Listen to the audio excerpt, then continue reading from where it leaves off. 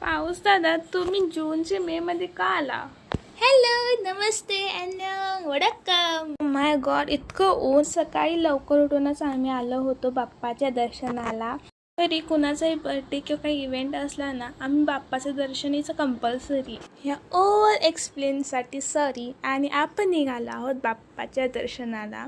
मी बाप्पाचा first time अभिषेक केला. बाप, इतकं मस्त वाईब येत होतं स्पिरिच्युअल, काय सांगू तुम्हाला. आणि बाप्पा ते इतके सुंदर दिसत होते. इच्छा नसेनसुद्धा तिथं बाप्पांना बाय करून त्यांच्याकडून एक गिफ्ट भेटलं, ते घेऊन आम्ही निघालो. आणि जाता जाता स्वामी समर्थांचे सुद्धा दर्शन घेतले, कारण की त्यांच्यामुळेच मी आता इथपर्यंत आहे. माझा सिंदूर पसरला होता, सो माझ्या सिस्टरने तो नीट केला आणि आम्ही पुढे निघालो. त्यानंतर माझी बत्तीसी दाखवत पुढे निघाले. तिथे मी अजून एका मातेचं दर्शन घेतलं आणि प्रसाद सुद्धा घेतला.